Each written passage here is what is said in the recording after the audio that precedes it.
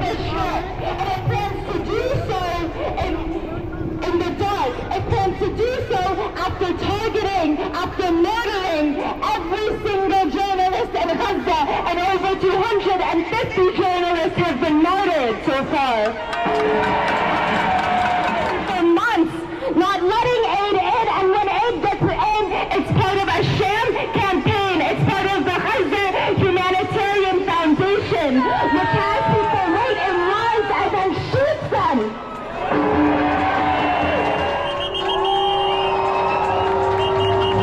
Thank you.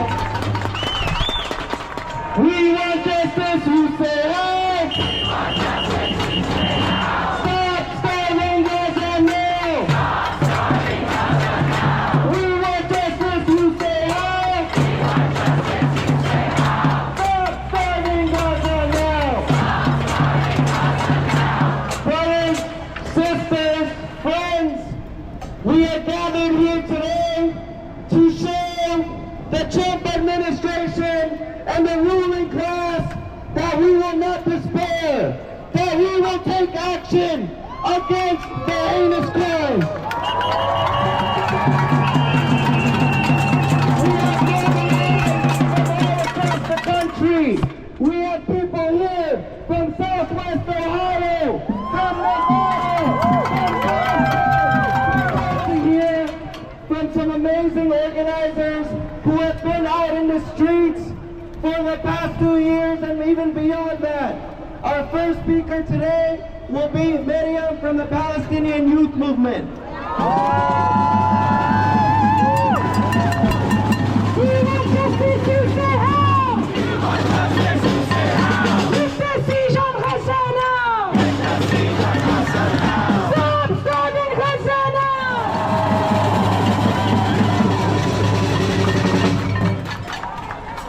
In Gaza, right now, there's over 18,000 children who have reached the final stage of a U.S.-Israeli manufactured famine. 18,000 children who we may see die before our eyes. Is this the kind of world we want to live in? Are we going to do everything we can to stop it? Yes, we will. Because right now, children in Gaza, they don't have regular dreams like children here. They're not thinking about what they're going to be when they grow up. Children in Gaza are dreaming about things like a meal of chicken and rice, of chicken. They're dreaming about things like hearing their dead mother speak to them again. This is the criminality of Zionism. This is Zionism. Zionism is a war on children. It's a war on the truth, on humanity, on journalists. Zionism is a horror. It's genocide, and it has to be stopped.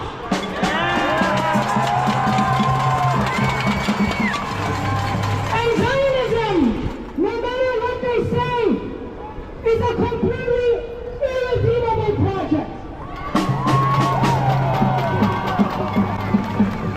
What we read about in the news right now, in the last couple of weeks, there's these debates happening within the Israeli government, within the Zionist government. They're not debating whether or not to end the war, or whether or not there should be a ceasefire.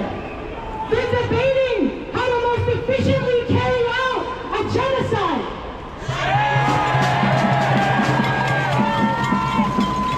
One side says, just let them starve to death. And the other side, the side that just won out, says, no, we should invade Gaza. We should displace or kill the 800,000 people in Gaza City right now. We should take it over and we should level it to the ground.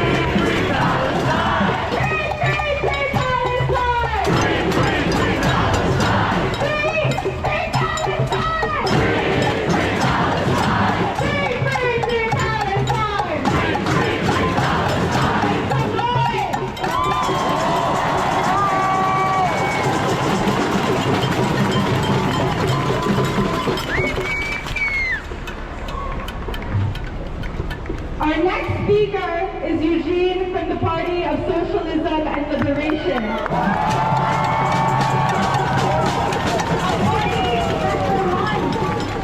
That for months has organized the people of America to resist Zionism, to resist the genocide. It has organized and brought millions of more people to the Palestinian movement and to our struggle.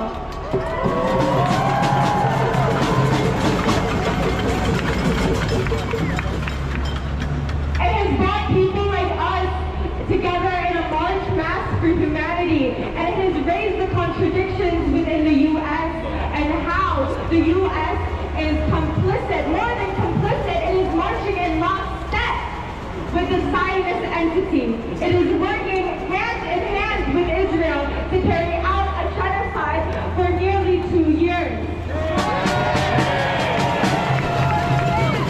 So with that, I'm honored to announce Eugene, our next speaker.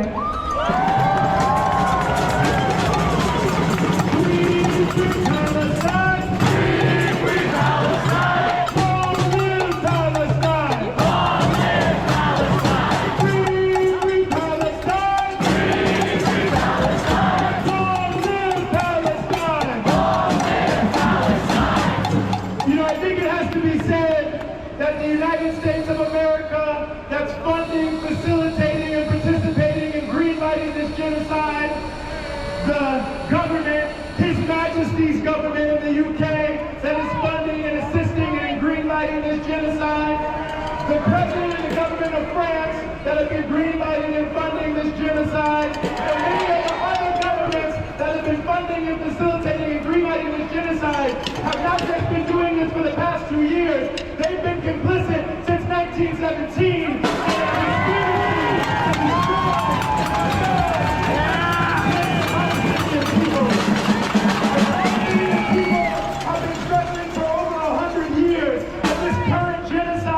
Just another iteration of the attempt of the most powerful people on earth in league with Zionism to ethnically cleanse the land, to put a military base to control the Arab people on behalf of the Europeans and the Americans. It's an imperial crime, it's a colonial crime, it's a settler colonial crime, it's a crime and a genocide that must end now.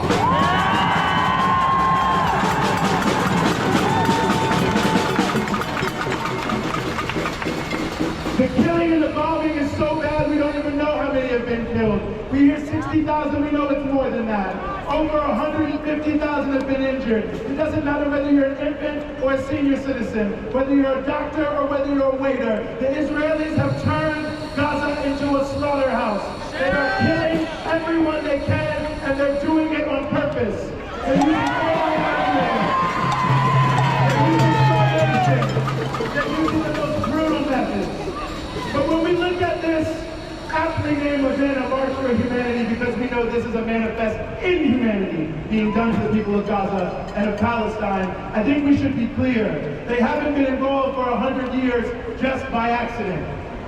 They've been involved 100 years because this is the system that they want to perpetuate. A system where a small number of people in a handful of countries get together to control the majority of people in their own country, working class people, and all the people in what we call the global south. That system has a name. It's capitalism. And in its worldwide iteration, it's imperialism.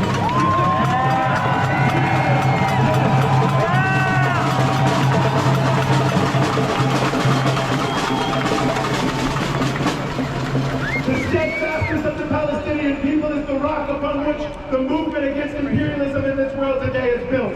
And it is the rock upon which imperialism will break. We are seeing all across this globe tremendous masses of people rise up continually over 2 years in manifest different ways to bring Israel's popularity to the lowest ever it's been. I think they're more scared in Tel Aviv than they've ever been in the entirety of the Zionist project, because they know that people like you who are down in the left can bring that system down.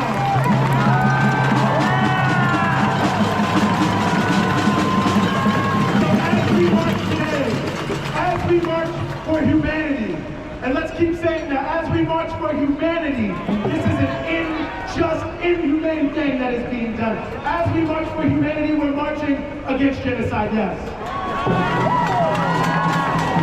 We are marching against starvation, yes. We are marching for the Palestinian people, not just in Gaza, but across all of the occupied territories, for their land to come back. We are also marching against the unjust and illegal wars and occupations being waged by imperialists everywhere. They're talking about Gaza. In Gaza, they're talking about Sudan. The people in Gaza understand the internationalization of this struggle. We're marching against hunger. We're marching against poverty. We're marching against all the injustices that have the same people doing them. The people who want people to be starving on the side of the street with no place to live in New York City are the same people who are funding and facilitating the genocide in Gaza.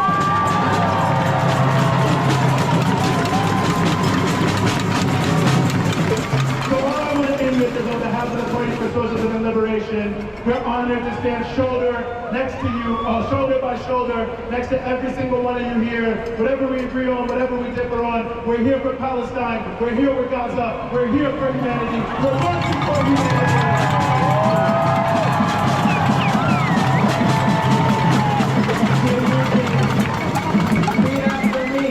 The more they try to silence us, the louder we will be. The more they try to silence us, the louder we will be. So the Trump administration and the authors of Project 2025 and Project Esther had a plan. They thought that if they arrested our student leaders, our organizers, that our movement would die. But did we stop organizing? Did we stop protesting? No, we kept building and we kept organizing.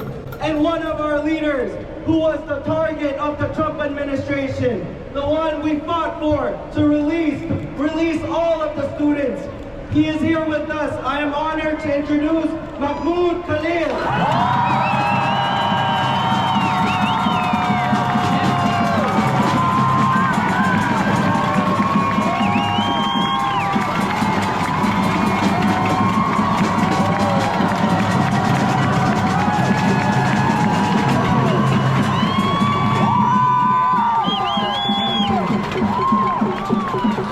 We're still here, 20 months later, as we are witnessing the genocide playing out live on our screen. In what world is this normal? In what world is the starvation of an entire population is normal? In what world is the killing and maiming of tens and hundreds of thousands of Palestinians is normal? In what world pulling out families out of rubble is normal? In what world is bombing hospitals into dust while patients bleed on the floor normal? And yet, Israel insists it is normal. And the war has followed. Palestinian death has been sanitized into numbers. Our suffering packaged into statistics. We should not be begging for the basic rights of our people, to be alive, to be allowed food, but we are. We are because the whole world has failed Gaza and Palestine. The whole world has failed us. I carry heavy words that should never have been written. The words of Anas al-Sharif, the 28 years old, writing what he knew might be his last wars, not because of illness, but because Israel marked him for death. For the crime of documenting their war crimes. And it said, and I quote, "Don't let chains silence you. Don't let borders restrain you. Be bridges toward liberation until the sun of dignity and freedom rises over our stolen homeland."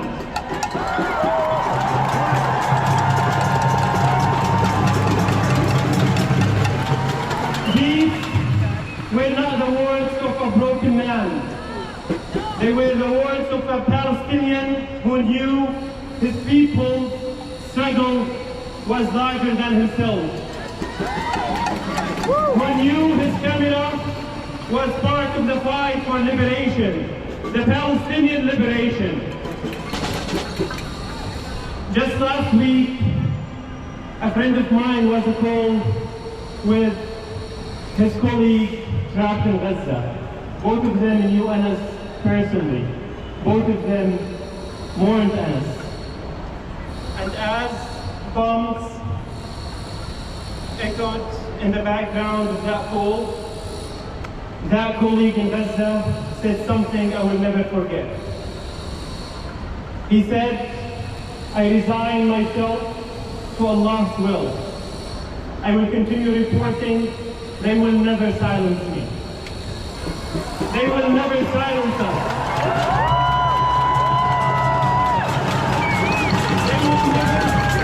They will never succeed in silencing us." But Israel is trying systematically, deliberately, and they are doing it with American bombs, with American cover, with American tax money.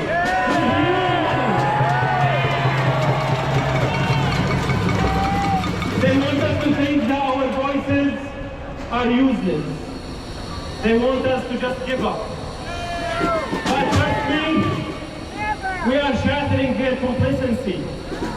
If there is a problem, it's the very existence of Palestinians. It's the very existence of us.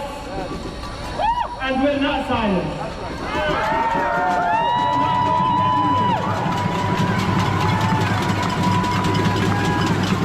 And they want to say it together, to say it loud so the whole world can hear us.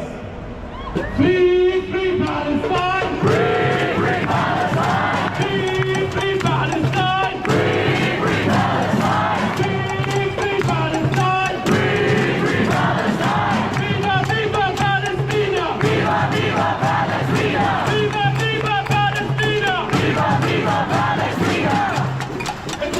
Every person here has a choice. Stay quiet and normalize our killings, or rise and demand liberation.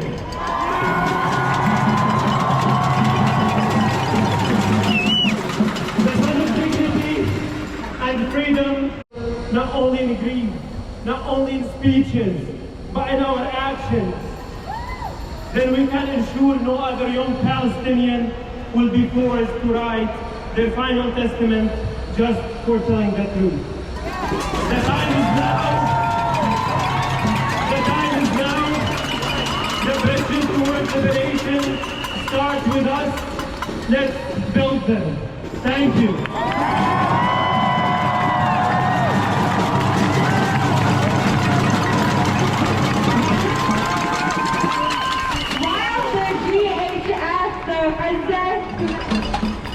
You know, I'm so humble and grateful and blessed to come home to this community.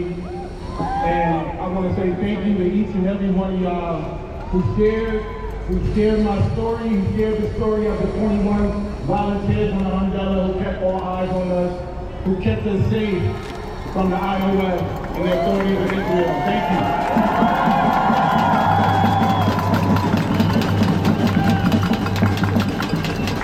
For those who don't know, 2 weeks ago I was in prison in Israel. ago, I was on a hunger strike. 2 weeks ago, I was assaulted by the Israel immigration authorities. I was the only black passenger on the Honda. It's no coincidence that I was one of the last to be released from prison.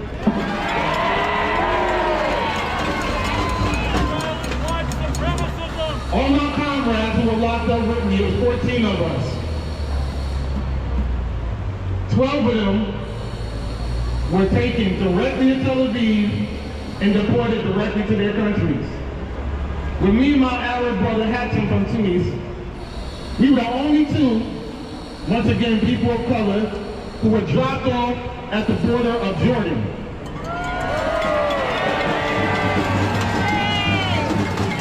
Besides my brutal assault, they tried to psychologically break us down.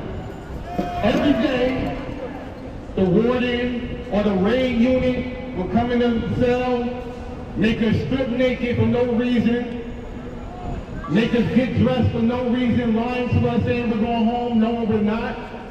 They would sit food in front of us knowing we wasn't going to eat. They was giving us contaminated water.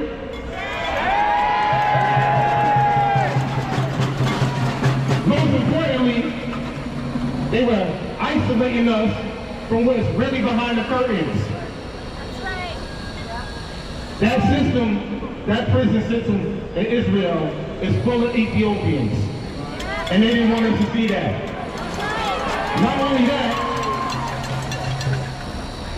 everything that I experienced as a black man is only a fraction of what Palestinians are going through every day.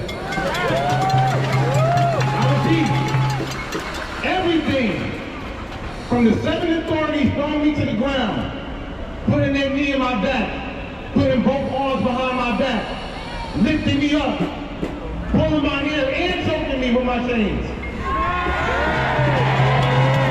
And throwing me to the floor multiple times, separating me from the crew, throwing me up against the wall. And the only thing I could think in my head was, man, 1v1 me, bro. I'm telling you, the frustration and the anger that I had, I wanted to crash out, but I knew I could jeopardize my crew. But let me tell y'all what I did do though. I faced the most deadliest, ruthless killing machine in the world face to face, the IOF. I would get better. I didn't go all the way out there to be silent. I'm from New York too, so I gave him a little piece of my mouth.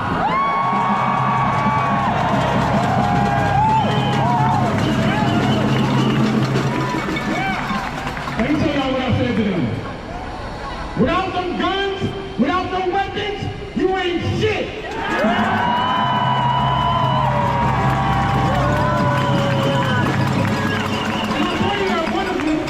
And I said, especially you.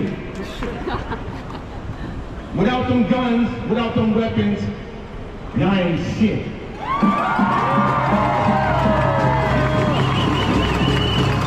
I didn't want y'all to say something, because I'll pay for this shit as an American taxpayer dollar. Now let me get to American taxpayer dollars. We all need to be outraged at where our money is going. Less than 2 years, 500,000 people are gone, dead, forever. And you know what? Those numbers are not even the real numbers. There's so much death in Gaza right now that 100 miles away from shore, our boat was swarmed by flies. That's how much death is over there. They don't want us to see what's really going on. And I want to point and connect the dots, because people ask me this question, why as an American labor leader did you go out there? You know why? Because some of these labor unions are fucking complicit too.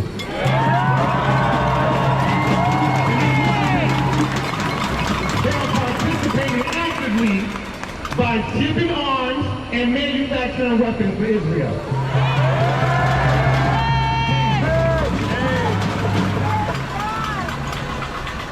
So I want to ask y'all for one thing, and it don't have to be soon, but I just want y'all to pay attention, because we know who these people are.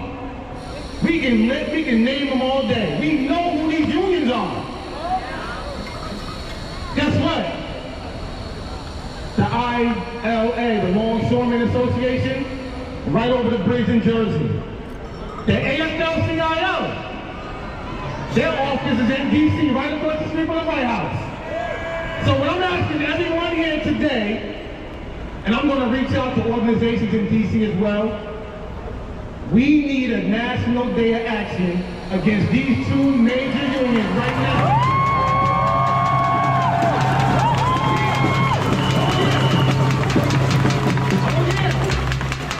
Those two unions have passed 0 resolutions since October 7th. 0.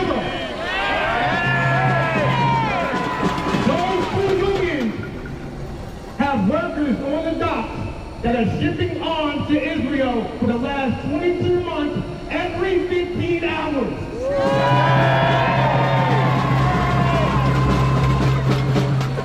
And I'm gonna close with this, because I hope to see y'all in Detroit in 2 weeks. Do me a favor, y'all, for the children of Gaza, for my passenger and my crew. Can y'all sing this song for me and repeat after me? Everywhere we go, Everywhere we go, people wanna know, people wanna know who we are. who we are. So we tell them, So we tell them we are Gaza, we are the mighty, mighty Gaza, the mighty, mighty Gaza, going to Gaza, going to Gaza, feed the children. feed the children. So everywhere we go, Everywhere we go, people wanna know people wanna know who we are. who we are. So we tell them, So we tell them we are Gaza, we are the mighty, mighty Gaza, mighty, mighty Gaza, going to Gaza, going to Gaza. break the siege. I love y'all. Thank you so much.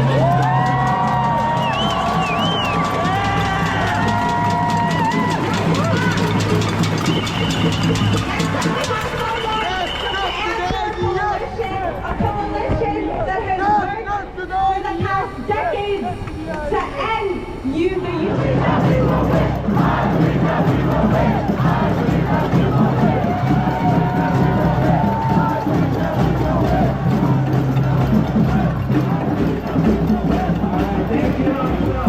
Our next speaker is from the Democratic Socialists of America. Please welcome Rami.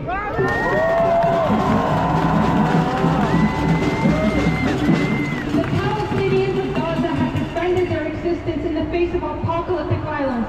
They have watched your children be murdered in cold blood or else amputated, traumatized, and dragged to a slow death by disease and famine. They endured torture of their bodies and slander of their identity, character, and history. Yet through this living hell, they continue to march towards freedom. We in America must learn from the Palestinians in Gaza. Look at their courage. Look how when faced with torture, mutilation, annihilation, they increase rather than diminish their aspirations. We cannot sit complicitly, grow gradually, build quietly as our brothers and sisters are erased. They are us, our fates are time, and we are bound by their chains and freed by their freedom. With the urgency of immediate extinction, we Americans must shake ourselves out of our political slumber and seize all resources at our disposal. We must drive our own nations towards the mutual liberation of Palestine and America, for we will be consumed by rulers. We will not be ruled. We are here. We exist. We are alive, and we will continue to sing. Sing for Palestine. Sing Free Palestine. Free, free Palestine. Free, free Palestine. Next up, we have a student organizer who has faced repression for standing with Palestine. President of the Student Workers of Columbia, UAW, 2710 Grand Island.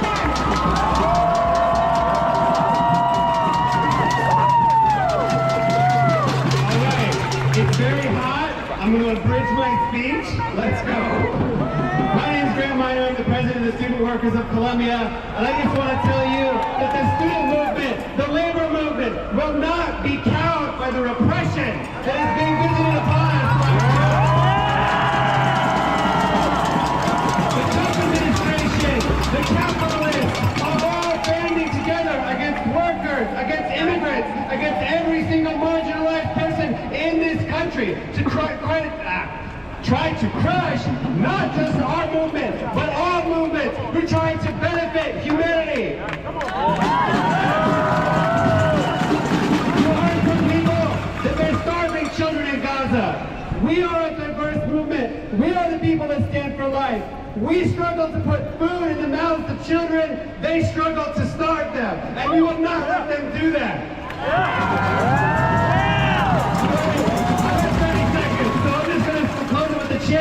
When I say worker, you say power. Worker. Power. Worker. Power. Worker. Power. Thank you very much. Do a quick check. New York Times, you can't hide. New York Times, you can't hide. You ain't right for genocide. You ain't right for genocide. So our next speaker is from Writers Against the War on Gaza.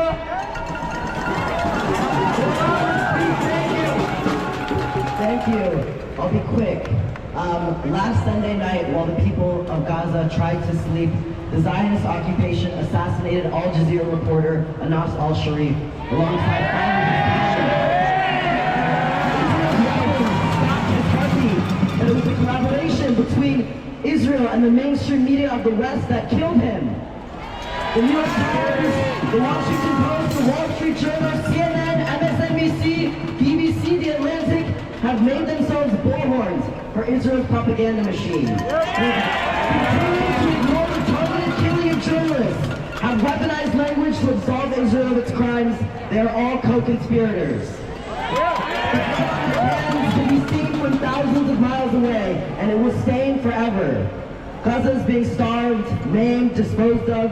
These are the facts. Yet the most powerful media outlets refuse to acknowledge who is responsible for this genocide. The famine is a natural occurrence, as if Gaza has self-maimed, as if it is Gaza that is destroying itself. They call it a humanitarian crisis. They say Gaza is hungry. But we know the true story. We know about Israel's starvation campaign because of brave journalists in Gaza that have revealed it. Anas has revealed it to us. He spent the last hour of his life reporting on Israel's relentless bloodthirst. Even as danger grew closer and closer, he continued to model survival for all of us. Israel is the murderer, but Anas is the victor. Israel can kill a reporter, but it cannot kill the story. We will name the killers, and we will confront them. Not only the killers who hold guns and ship bombs, but the ones who paved the way with words. We will challenge every craven institution that twists language to justify Israel's atrocities. Every editor who sees the violence of colonial occupation and writes about it as if it were a force of nature. We will fight for every Palestinian who continues to defy occupation and genocide, whether he takes up arms or carries a camera and a microphone.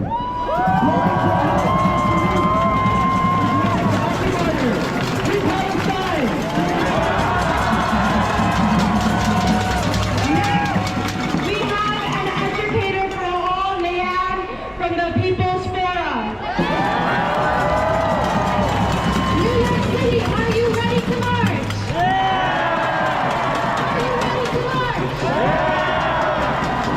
This isn't brother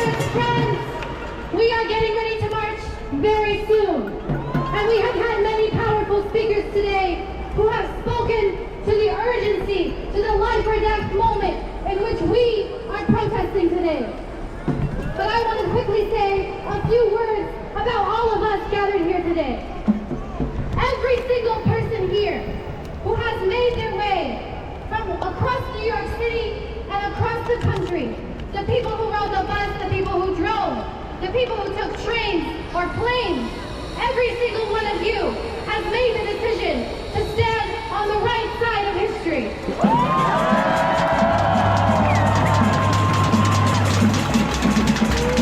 I want to make one thing very clear. We are not a small movement. We are a movement that represents every kind of person across the world and every sector of society.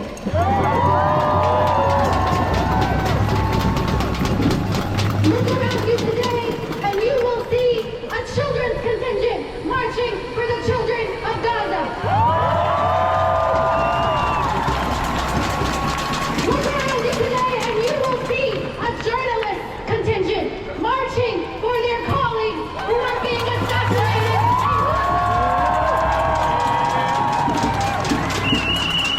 You will see a contingent of artists, a contingent of Jewish people, a contingent of faith leaders, a contingent of students. You will see every sector of society represented here. And what does that tell us?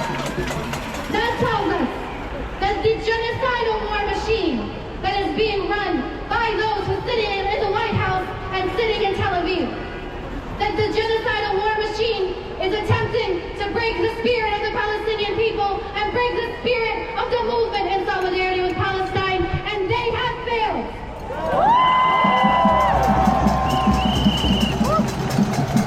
For every child, for every family, for every brother, sister, father, mother who has been brutally killed in Gaza, we have hundreds more to march in the streets in their honor.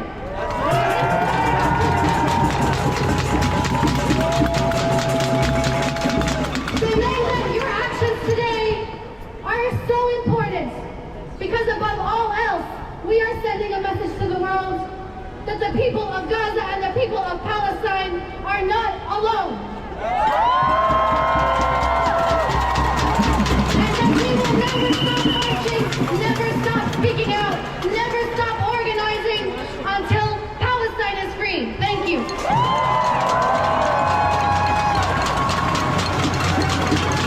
Thank you, Marianne. Our next speaker is from Jewish Voices for Peace. Please welcome Pam.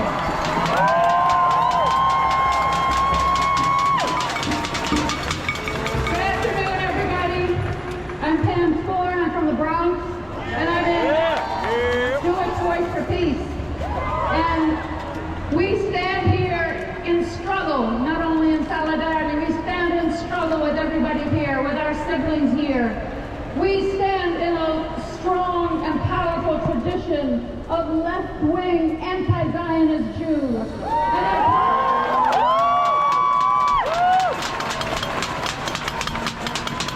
As much as the Schumers and the Dinowitzes make it seem like we're outliers, we're here to tell them they are liars.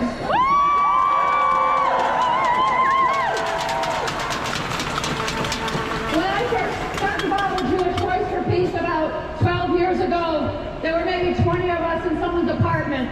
Now we have thousands of members in New York City and across this country. We're growing because we don't believe in ethno-nationalism. We don't apartheid state. So we say, not in our name, that's what we mean. And let me get personal just for a minute, but I have two little grandbabies up there in the Bronx. One is 22 months old and one is 4 months old. And as long as my little baby Nina has been alive, I've been in the streets against this genocide. And when I look at little Nasir, who's plump, he's in the 95th percentile in size and weight. And when I look at him so happy and healthy, I think about the children being starved in Gaza. And so if we're not in our name, it's very personal. And I'll finish with that. We have to stay out here. Thank you. Before we have our last speaker, and we continue to struggle, and we are going to continue to take direction from the people of Gaza who are leading us on the path of justice. So I want everyone, if you're not